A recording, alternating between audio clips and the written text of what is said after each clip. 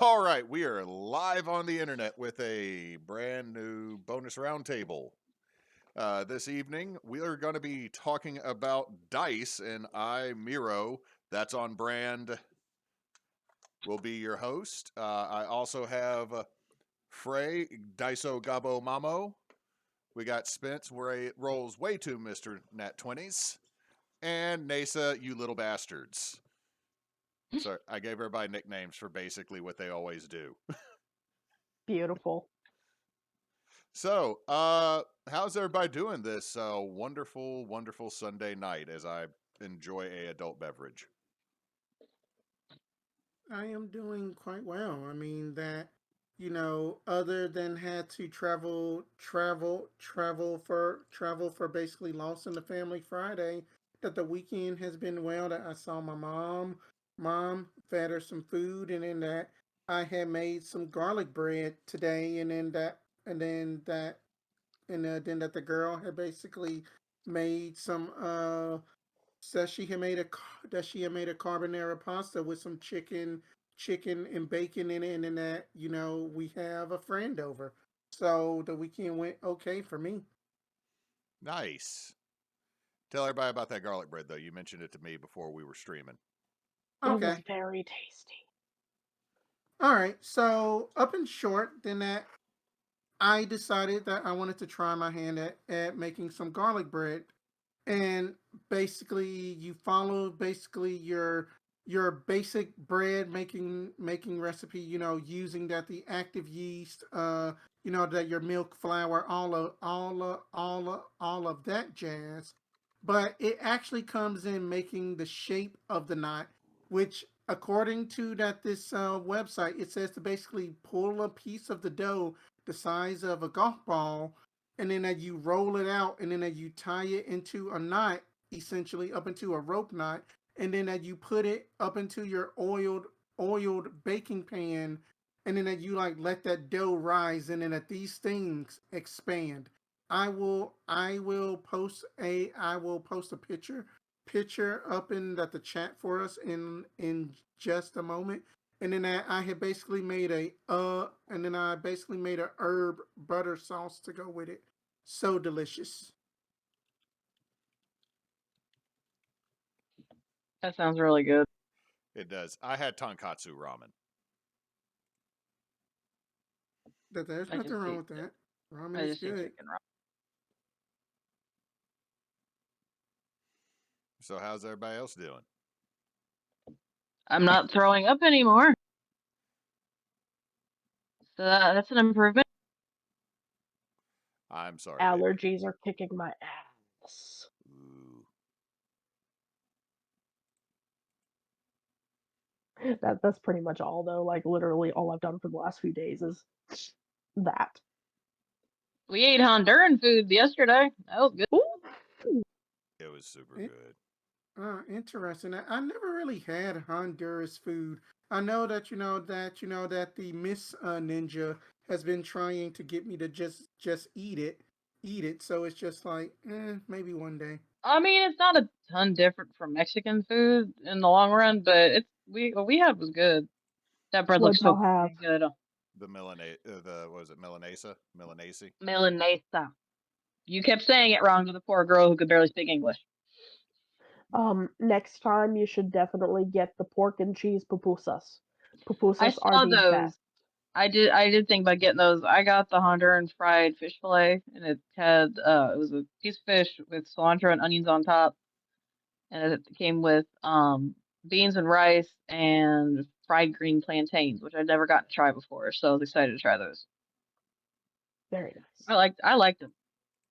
So it was Hewitt got a Honduran grape soda, and it tasted like straight Dimetapp. Yep. I'm a grown man, and I'm sitting there going, I think they just gave me Dimetap. I think they tried to get me to go bed. That was good though. We'll definitely go back. It was But yeah, delicious. then that other than that, the good things we had that Saul base had to deal with a power blackout Friday night that the news haven't like reported on. It was basically that the whole like street and neighborhood blackout, Then I saw a 4-car pileup heading on the way to Chili's yesterday. Ugh. Damn. My parents lost power the other day, but they're living where they had the blizzard. Ew. That sounds terrible. Why did the Blizzard. power? What did the power go out for down here though? Just someone hit a Uh, pole. I think that's the point, is that nobody's really owned up to it. Like right. the energy company hasn't said. Yeah, it was basically that from basically what we had basically did our own investigation of. It seemed like that some dumbass had ran up into like a light fixture, and then he must have shut down a main generator. Oh, like That's that the one only. that crashed into the pole across from the college at one time and knocked out like all the poles down that street. Mm-hmm. Fun. Yeah, I want but garlic bread now. oh, I am sorry that I always make y'all hungry. I mean that I am the cook for our for just that most of our charity weekend. So okay, One of the cooks. one of I know one of.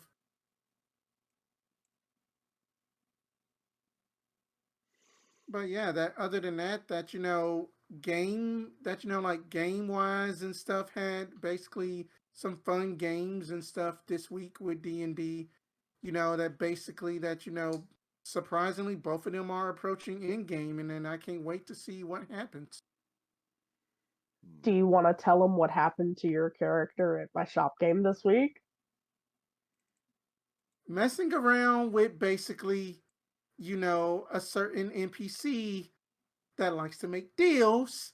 My character basically turned essentially each time I was speaking, she would sound like a horse for days. And I literally neighed at the table. So it's like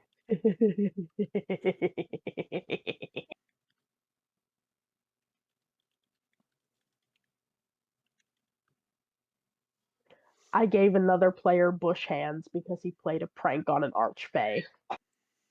You don't do that. You just don't. That was the point. Punishment, consequences, bush hands.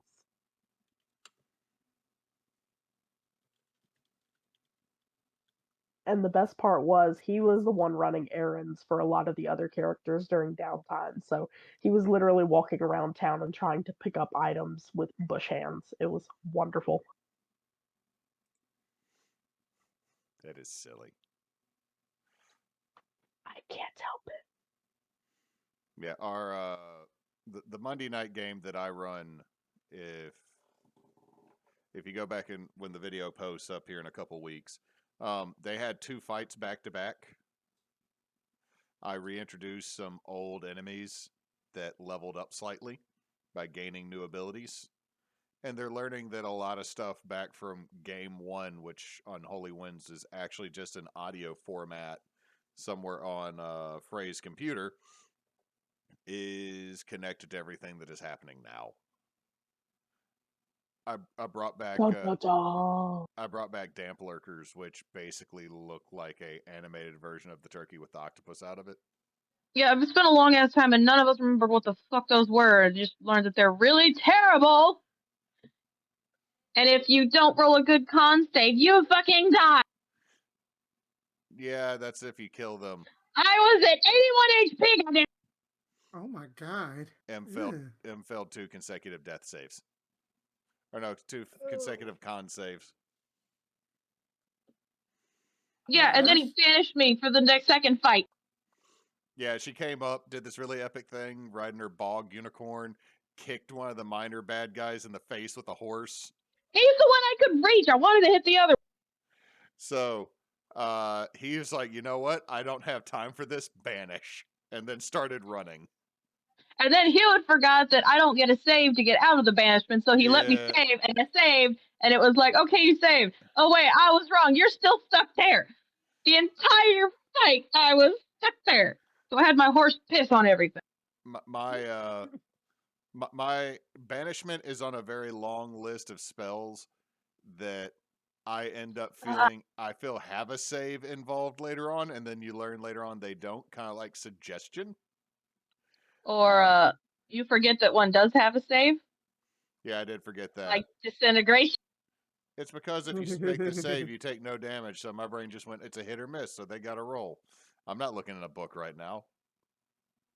So we did that. I also had a fun bit to where basically this minion that they created when we played the Quiet Year. So the bad guy they just fought was, and his henchmen were created through the Quiet Year game, creating a settlement that they could make it to. So the bad guy they were dealing with had turned his henchman into basically a Horcrux. So every ounce of damage he took went to the other dude, who had all but 5 of their combined HP.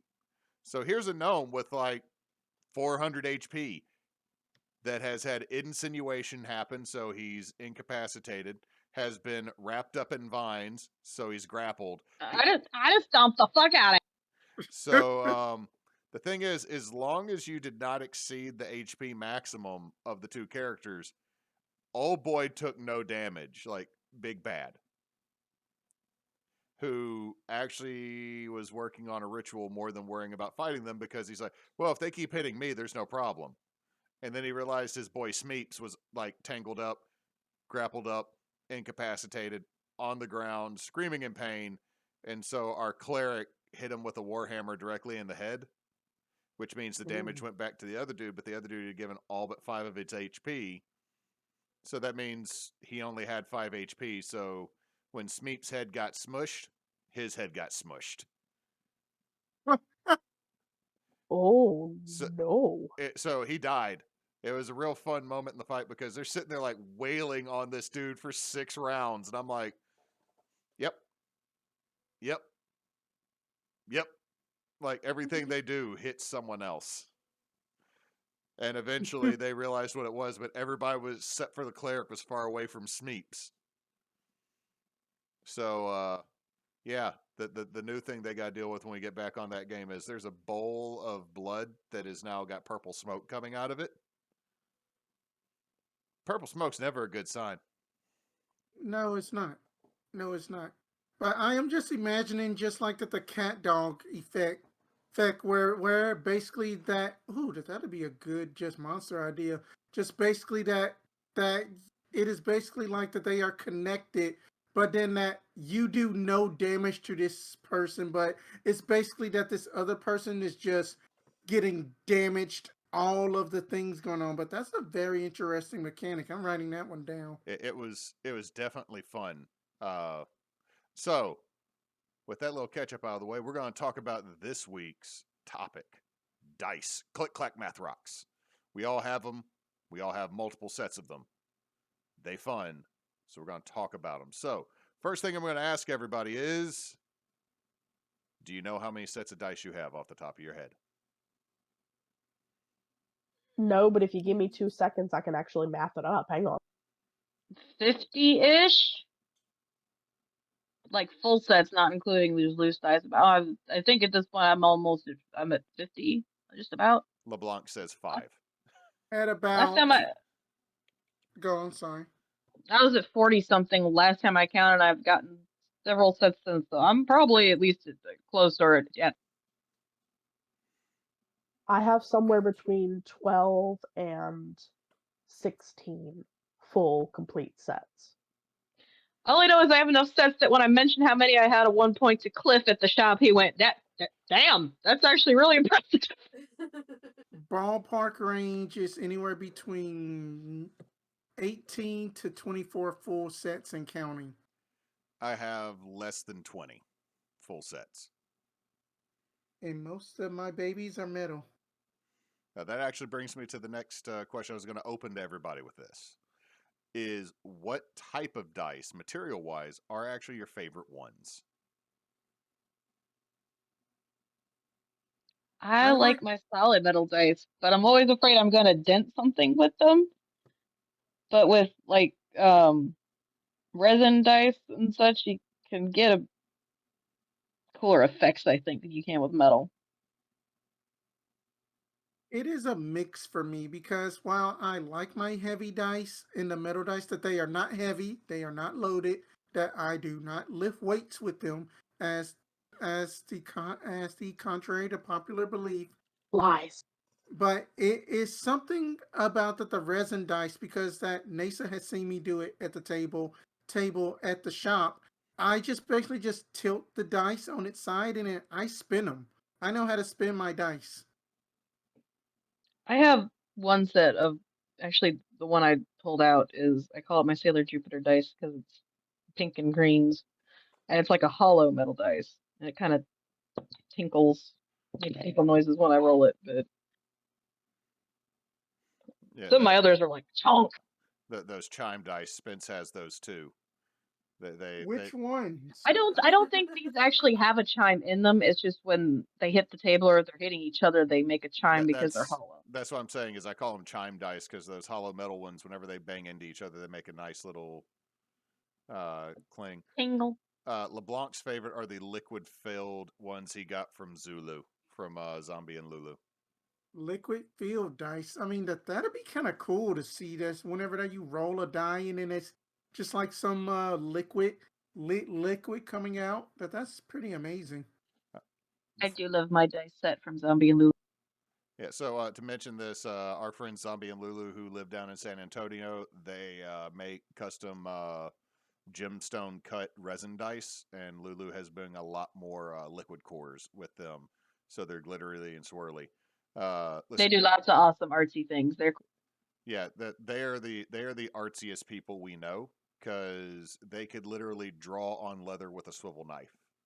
Not like have to pattern or anything. They could literally draw with the knife into the leather, which is not a forgiving medium, and just have it. Chris, remind me, what is the name of their company? It's in our ads, and I forgot. It's like Dragon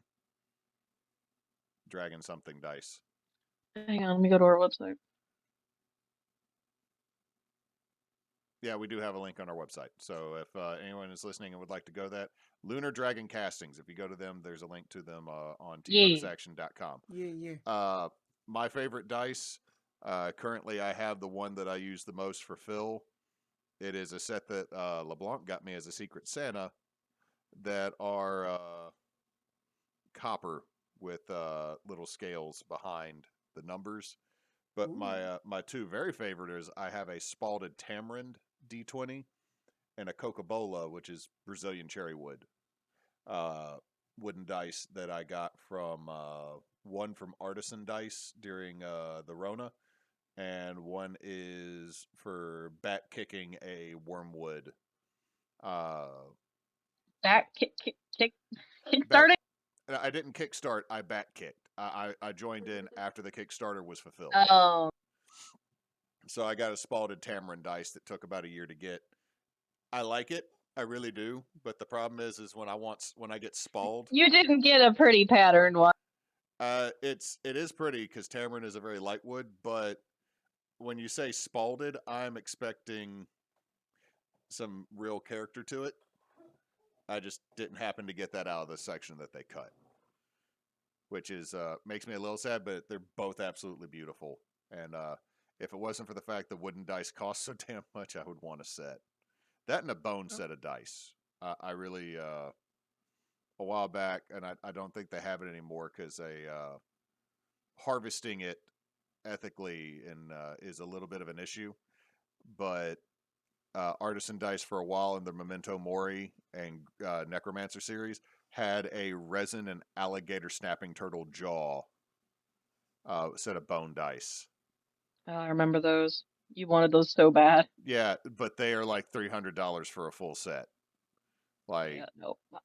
Can't do that. But there's that one. But also, if anyone out there is very macabre, like Furion, who's in our chat, I do believe there are still some Memento Mori dice from Artisan Dice, which are made with actual human bone. It is crushed bone, I believe. No. See, Chris doesn't need that because Chris gonna get himself haunted. Chris, you're the one who pointed them out to me. Don't Google them. Also, you would lose that at my house and get me secondhand haunted again. No. Don't you know? Oh, these dice look pretty, but then that I honestly feel like that will have to be a horror game. Wait a minute, hold up, Itsy. How much? Oh, okay. Did they got a skull in them? Yeah, it's now there used to be bison horn dice too that I would not mind. Again, I would have to have these.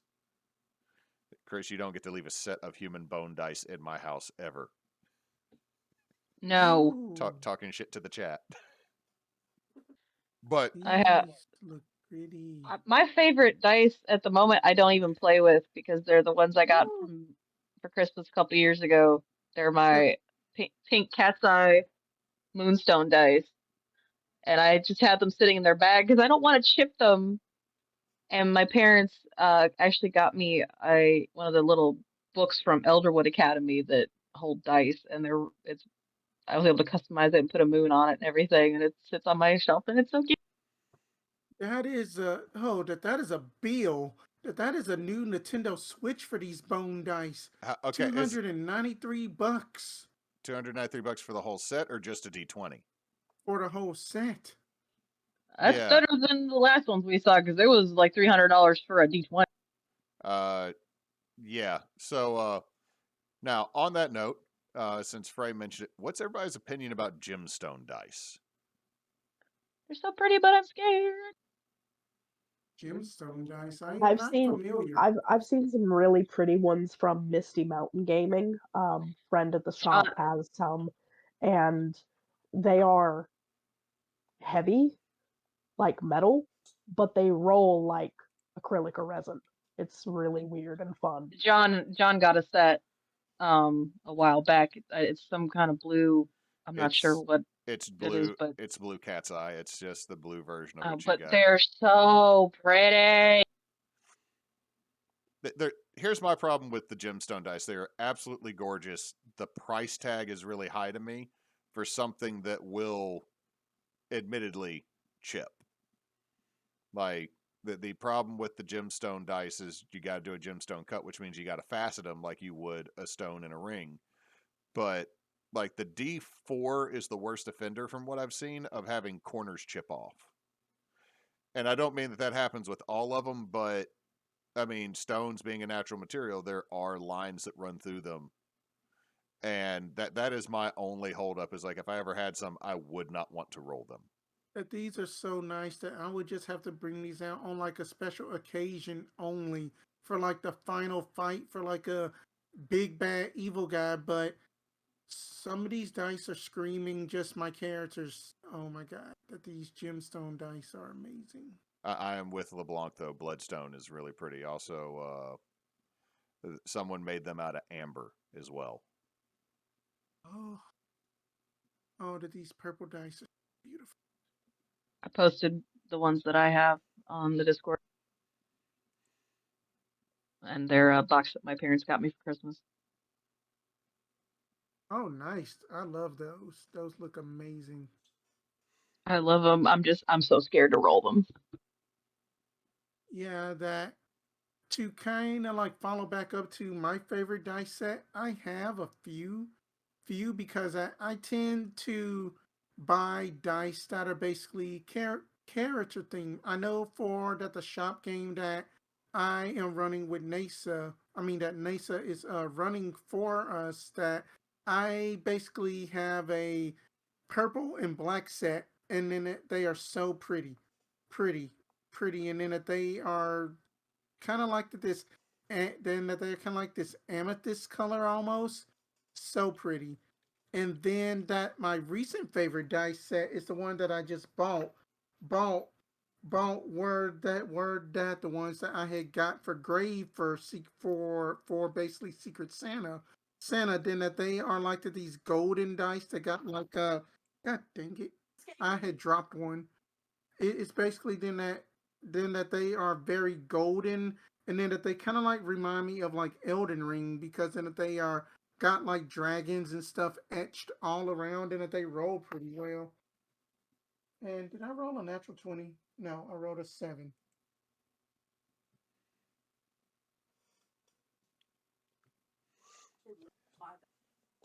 Okay. All right. But yeah. Now, the last one we're going to mention on the types of dice is what is your dream dice? Oh. Hello, robot in chat. Gemstone dice that won't chip.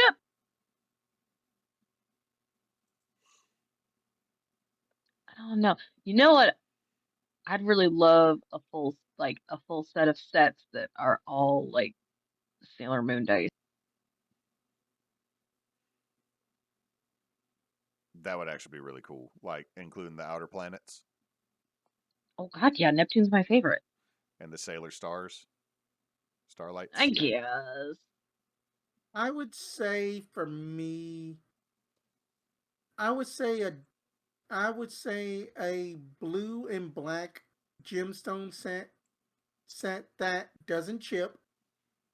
That'll be very, very ornate up in design and stuff. And in that, I would say that my dream set will basically be like a if that there is any kind of Dark Souls theme kind of like dice, I would be all over that because who metal plastic gemstone, I will be all over that.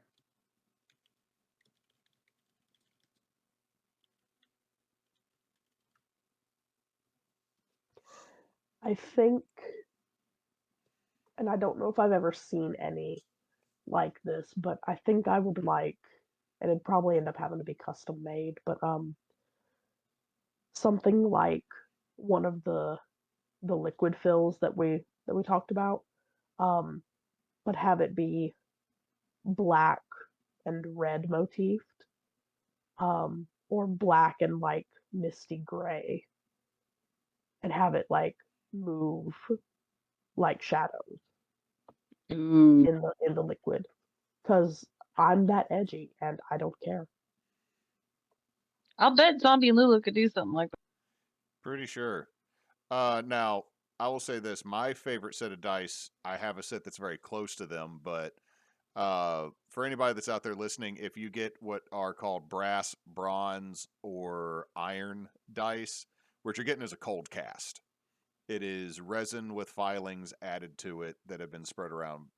The reason I do this is because copper and bronze or brass are very soft, and if you were rolling them, they would end up dinging up a lot. So, what I really would like is a actual solid set of cast iron dice. Like I have stuff online right now in Amazon to make my own cold casts. I want these things to where they could slightly rust or develop a patina. That's so you. Because I would play a dwarf with those dice so hard. Because I'm sorry, I like cast iron. I like iron. That's just so you. Also, can you imagine the thunk that dice would make? You're a thonk. That hurt my soul. I love you. Okay, so moving on from types of dice, what type of before game ritual do you have with your dice?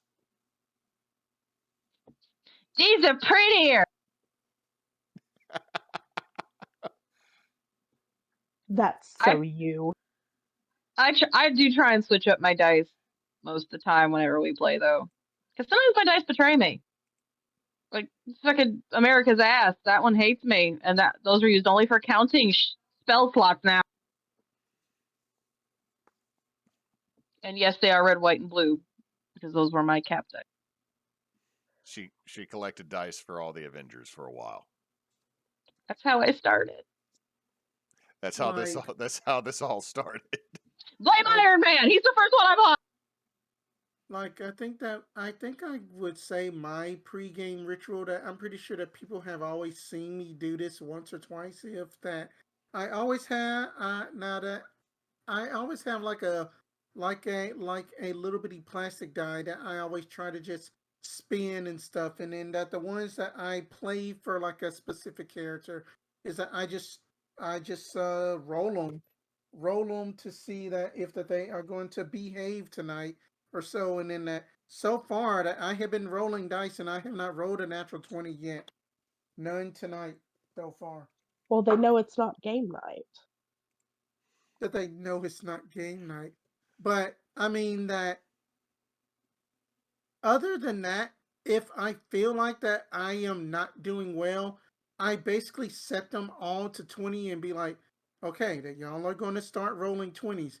And lo and behold, that the 20 comes out, and then people are like, oh, I'm just used to it by now, Spence.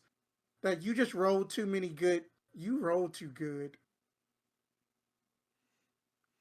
I do not have a before game ritual with them. I do not test my dice. I don't do anything like that. I have sets that I use for characters. Like Phil has the D20 that the copper and the red and blue. The one that LeBlanc also got me another year for Secret Santa, or for some reason got some dice that have gears on them.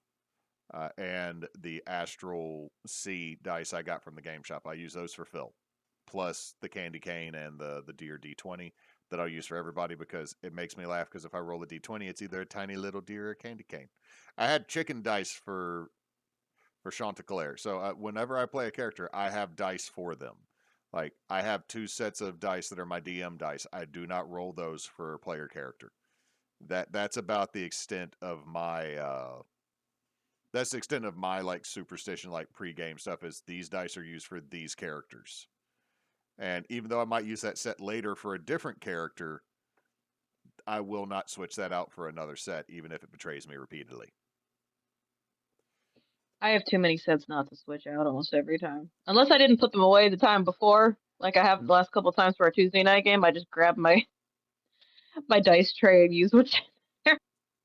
I used to separate out my dice between DM dice and player dice, but it is just to that the point that all I had used to have it to where all of my metal dice are my DM dice, and then I just started just using them just at the shop game and such, and then that all of the other my first collections of dice and stuff that they now then that they are up in a bail bag that Miss Ninja has made for me. So I I love the idea of having character specific dice, and I've bought dice for characters. Like, have a character and I go and buy a set of dice that speaks to that character. And I've had those character set bought dice roll like shit, like beyond the curve for those characters. But then later on find another character that they roll well for. Um, so I have some dice sets that are character specific dice that are working currently. I have other sets that have worked for other characters in the past, and they're my backup player dice. And then I have the big box that is everything else. Um, It is a pretty and box. it is. You did such a good job. I love the Molly Mock box. Um, You know, I made a mistake on that, right? it doesn't matter. No, It's no, just no. another Do it. star. Do it. How many times do I have to tell you what my mother has always told me? If you don't tell anyone there's a mistake, the only one who knows there's a mistake is you. No, because if you look at it where I put Molly Mock's scars, he's not wearing pants. I'm sorry, that's not a mistake. That's just canon. I mean, she got a point. I am your god. Eat of my fruits. Long may I Shall we? reign. Anyway, Long so may he reign. what I have noticed though is I don't have any pre-game rituals anymore. I have in the middle of game, like, things that I have to do. So for my the character that I'm currently playing in Spencer's shop game, she's a Vidalcan tragedy bard, and the whole tragedy bard mechanic is that they regain their bardic inspiration on natural ones for them or anybody in their party.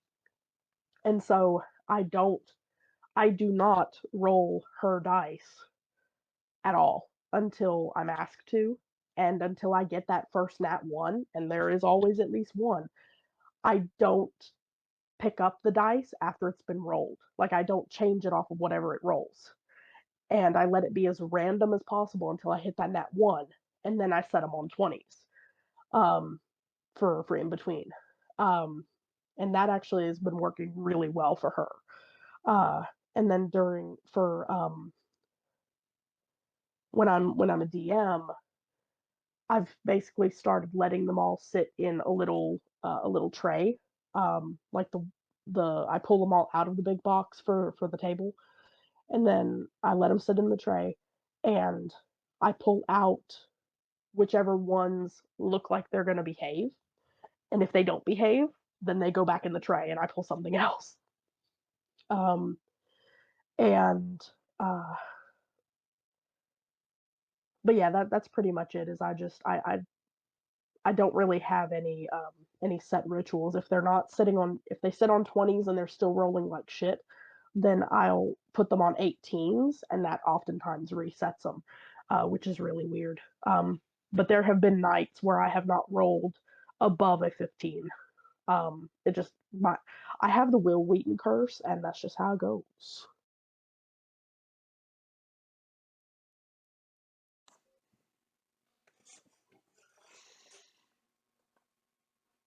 It went a little fuzzy there at the tail end, Neysa. Can you say the last sentence again? Sorry, internet. Uh, I have the Will Wheaton curse, and that's just how it goes. Like, I can't pin down what actually works for me and what doesn't most of the time. Okay, let's actually take that as the next thing we'll talk about. Is this superstition, the Will Wheaton curse? The some of us are doomed to bad rolls, and some of us are. Will Wheaton is not scientifically possible. But I've done it. Yeah, it's the thing is when you say something is not scientifically possible. He beats the law of averages. So do I. So I'm either Will Wheaton or I'm off. So I'm going to throw this out there, just from my end of things.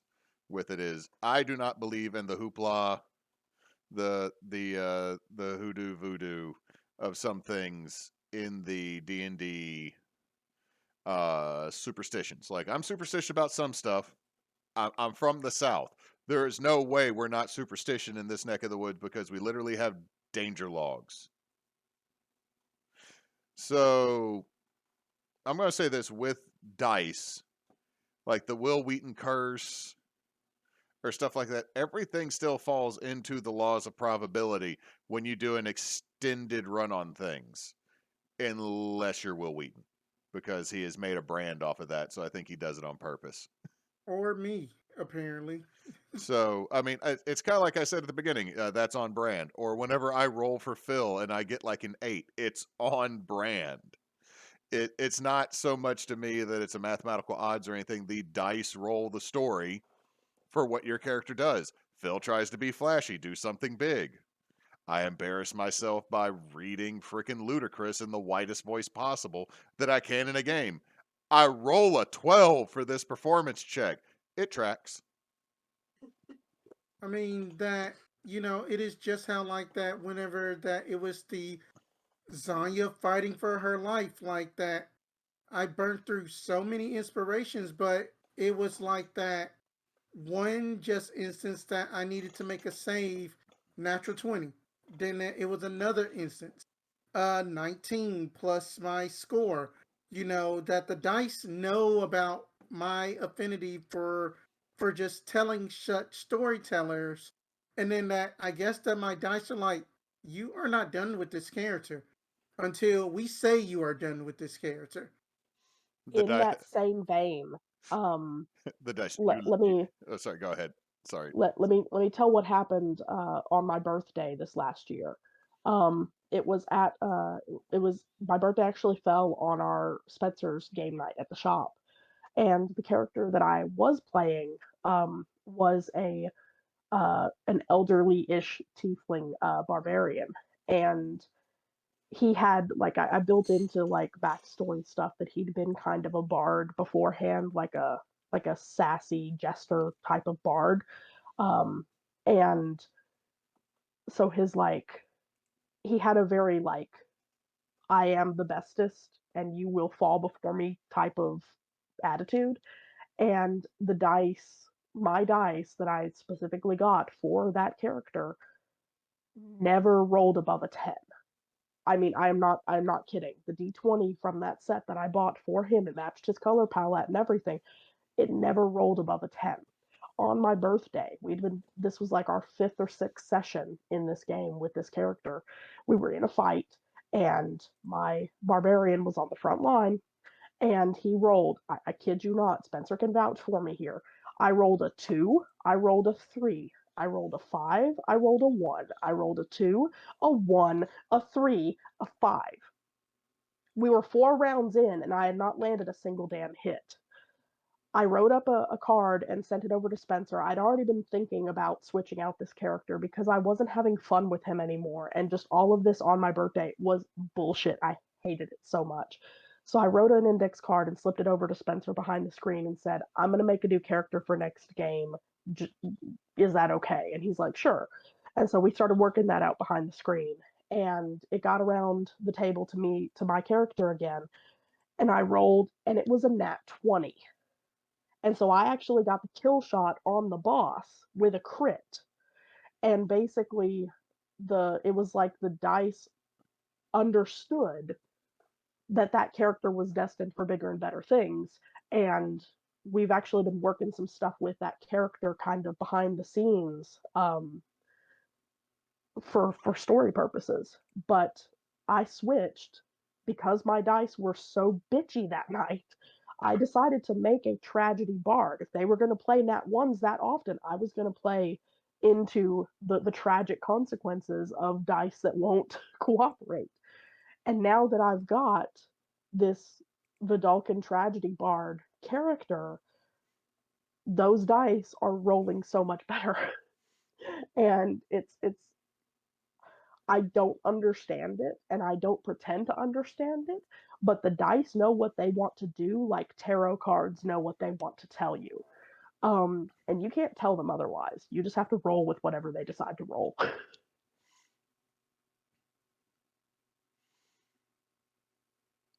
I let the dice tell the story, and I do adapt the character to the roles they are having, just because it's a very fun improvisational.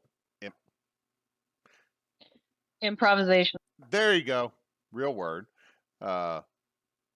For just doing things, it allows you to roll with it, change and adapt with it as it happens. Like, yes, I intend to be Roland, the greatest hero that has ever walked forth in the Sword Coast. By the end of it, you just have to accept that you are Roland the Farter, the highest paid entertainer of one of the petty kingdoms on the Sword Coast. Which, by the way, go look up the historical figure. Roland the Farter is real. I love history. Anyway, Well, yeah, go ahead, I Spence. mean I think that the only time that my dice has ever betrayed me because that I just don't know what it is. I think that my dice are like just that we do not want your character to die. I swear that this is like some anime power up or anything like that. If a character is close to death or else that they are up in the dire straits situation, and then that as that you Neysa, even just up in like Monster of the Weekend, and I'm like, how am I rolling so well? What is this? I don't know, because your characters died twice in Monster of the Week. Oh, Called out. Why won't you let me die? I did. I have let multiple people die in Monster of the Week at this point. I roll so much better in Monster of the Week than I do anything else. Knock on wood. Okay, so we are going to go through a lightning round. What was it? I just have to say this. I roll better. I don't always roll great. I just have terrible luck. My family was cursed by something in the past. But I roll so much better with my own dice than I do on roll friggin' 20. Roll 20 hates our Vax in our Monday night game. It hates my paladin. I don't know why. And if it had a face, that's laughing. Hashtag not sponsored. New. So we're going to do a couple lightning round questions, just quick responses over the next couple minutes, and then we're going to bring our new and improved version of, well, I don't know if it's improved yet, but the new version of Investigation Check that is now going to be the tail end of our bonus roundtables instead of a separate thing. So I'm going to ask a question. We're going to cycle through everybody, starting with Neysa because she's right underneath me in the turn order, and we'll come back to me to end it. So just quick response. Dice jail. Somewhat. Corner of the table. Basically, it's just tossed into the dice bag angrily, and it doesn't get used for the rest of the night. Yes, 3 strikes and it's out. And if it does it again when I pull it back out the next time, it stays in there for another game. I don't do dice jails. I just set it to the side of the tray and then remember there's a dice there and roll it again and say fuck. Okay, next one. Favorite individual dice type? The resins or the acrylics that have the No, I mean out of the seven. they're almost Sorry, the clear. I mean out of the 7. Oh, out of the 7. 8s. I always get good damage on 8s. Give me the D10. I like my D10s. D20. Favorite one is a D6. Turning that around, least favorite of the 7. 12s. D4 because you step on them whenever you drop them and then they hurt. 4, because even with an attack that doesn't miss, it really doesn't do very good damage. LeBlanc is also saying a D4. I'm saying a D4 because I have put a D4 through the dead center of my foot in the middle of the night. Yes, you have. Yeah. We found what Michaela lost a D4. I found it. And then I had to have a Band-Aid. Okay. Next thing. Spin, chunk, flip, or generally roll. A sliding chunk. A resounding sliding chunk that has more dents up in this dice box than my car. It is a. I'm so glad I epoxied the hell out of that thing. Depends on my mood. I am much the same way. Last one in the lightning round. Which dice has made you curse the most? It's one of the first sets that I ever got. It's a D20 black and blue acrylic with red painted numbers that I got for Erebos actually, and no. The bronze colored skull D20, that the whole set in general, because that beautiful skull work on it. The numbers are too goddamn small.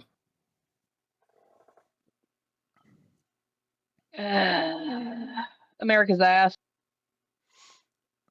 The one that has made me curse the most is my Paladin set of dice that I will bring out the next time I play a Paladin again because it works. Pretty blue and gold. Give me the colors of the Alliance, even though I've never played that fucking game. I know which dice of yours make me curse the most. My DM set. Yes. Yeah, my DM set is a very beautiful set of copper and patina green standard metal dice. You know, the ones where the D10s have the curved pattern in them. Yeah, those make my players in the Tuesday night game curse a lot because that one has nat 20-5 in a game. Now, we are about to, for the last bit of this, bring in an investigation check. Now, I talked to Neysa and Spence about one version of this, and next month we might try that one if this version doesn't work. So, here is the rules. We are going to roll a d20. Whoever gets the highest is going to get to tell us a fact or story, and then the rest of us have to figure out if it's true or not, which is why we'll call it investigation check. So it could you could be saying bullshit to everybody, or you could be telling 100% the truth. And when you get done telling your story, we're all going to make a claim on is it real, is it not, and then you will inform us. Does this have to pertain to the current subject or just a story? Anything at all, leaving it open, because when we were doing investigation check, we would grab a subject, but we didn't always have people engaging. So thought it might be fun to do it this way, to where people can do research, have a story if they wanted to, but also it's an investigation check. So trying to figure out if the information is true or not on our end, I think also kind of works. So everybody get your D20 and roll.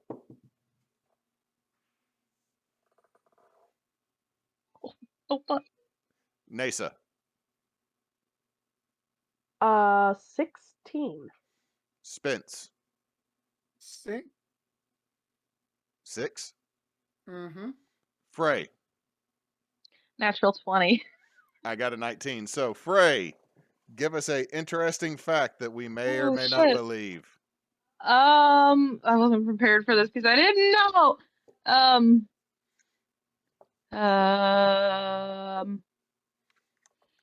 hmm. Yeah, I'm trying to think.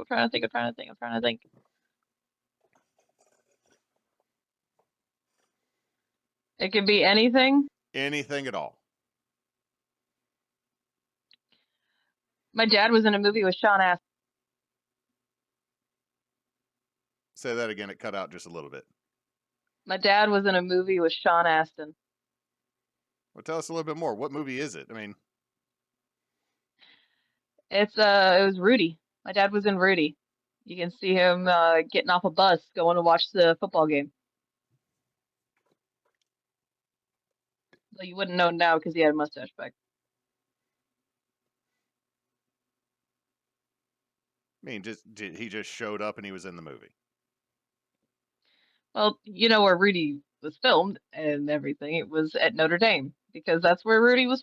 That's where the story took place. That he was a real person, but they picked extras from around town. They opened it up to extras, and I was young back then, but my dad got to go and be an extra in the movie, and he had to get on and off this bus like 60 times in the middle of the winter. And I don't remember if he actually met Sean Astin, but he had a hat that got signed by him, which I'm pretty sure he sold on eBay at some point. All right, Neysa. I I don't think I know enough about Emily's family to. I'm just gonna throw a 50-50 shot and say true. Spence. I am in the same boat. I'm gonna say it is true. All right, I have an unfair advantage here. I'm also going to say true. It is 100% true. If you were to watch Rudy, you would, you wouldn't, Hugh probably wouldn't even recognize my dad from back then because this was the early 90s and he had a mustache. Weird Al Yankovic mustache with a perm. Yeah, he didn't have a perm. He had a perm in the 70s. He doesn't have a perm then. He just has curly hair like me. He just keeps it short now.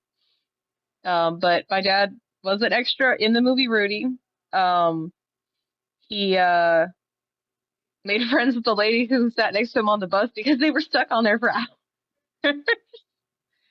And also, fun fact, my dad used to usher Notre Dame for events, and he got to meet Aerosmith that way because he snuck out a door with everybody else and just stood there and said hello to them. He was still 1.5 feet taller than any member of the band. I'll definitely taller than Steven Tyler. I keep forgetting Steven Tyler's actually short.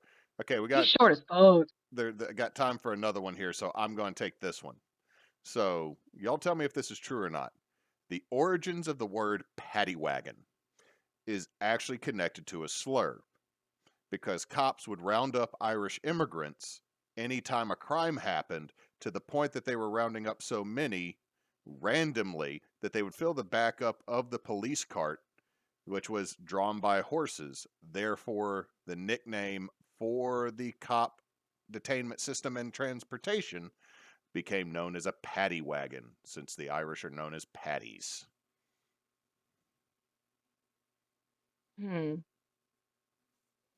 I'm gonna go ahead and weigh in on this and say that that's false because patty is actually it's a slang for a patrolman, a patty.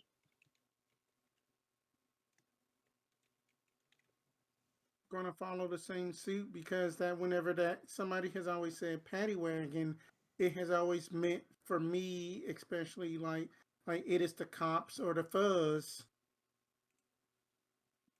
I was gonna say true, and I'm probably wrong, but I'm just gonna stick with it. Actually, it actually has a mixed origin. So I gave one that is both, because paddy wagon could go back to the fact that you do call an officer Patty for patrolman, but also Patty being the nickname in New York and Boston for large numbers of Irish immigrants, or for the Irish immigrants, there is a chance that the origin of that term comes from either one. Yay, linguistics. You sneaky. Boo linguistics. Yeah, boo English language. Two, I two, like two. linguistics so long as it isn't my college professor teaching. 2, 2, 2. There. Wound, wound. Bass, bass, bass. Read, read. Lead. Anyway, gotta love this language. At the same time, don't try to learn Welsh. I've tried. Bumblebee is 18 letters. Anyway, thank you for the panel for coming in and joining for Team Bonus Action. Thank you to chat, especially Furion, for interacting as much as we do. I actually have the chat popping up, so it'll be in the VOD. We've also, Spence and I figured out a way to hopefully get this to record. So we will be hopefully having this up on a podcatcher of some sort sometime here in the near future. I will turn it over to my lovely wife for what we have coming up this week. Yeah, sorry. I was eating ice cream sandwich. What are we doing tomorrow? Art stream or video game stream? Right, because I keep forgetting we're not playing Holy Winds because everybody's busy in Lafayette. So we are going to have a stream of Unknown Origin tomorrow. Tuesday, not doing anything. It is my birthday. Thursday, are you guys playing? You guys aren't playing Pathfinder this week, right? No, Pathfinder's every other week. Right. For Pathfinder, Thursday will be Tears of Kairos. I don't believe there'll be anything this coming weekend because you're going to be gone. There'll be a kitchen table Sunday night if Knox is available. I was going to say if he's got internet, or isn't dead tired. But that and are we doing 2 weeks of no Holy Winds? Yeah, because of all the moving. Oh. Okay, so that's all we got going on this next week. But you can watch all of our previous videos over on YouTube at Team Bonus Action. We are on Twitter and at bonus_team. We are Team Bonus Action on Instagram and Facebook. Currently, Twitter and Facebook are the best places to find out when we're going live. And we also have teambonusaction.com where you can check out our website and everything we're about and everything like that. All right. Also, if you're in the Lafayette region this weekend, Cannon from the Monday night game Holy Winds plus myself will I didn't think to bring that up. Are going to be at the Steampunk Makers Fair on the Airship Alley, representing our respective airships. The Miro flies for the first time in a decade. Oh, and there will be a ferry, and there'll be a LeBlanc. There'll be a LeBlanc. So that's if you're in the area, please come check it out. It's not just steampunk; it's also going to be a lot of folks crafts and arts and stuff like that. So if you would like to show up and do that and come see, it would be greatly appreciated. Also, I might be running a panel with Cannon or two because there's something about mead making and Steampunk 101. So I wish I could go. I'm sorry. And also, but since Knox is not here, everybody. Don't let your meat. Don't let your meat low. Oh God, that's bad. God, that was terrible. That was bad. That's not good. You are not even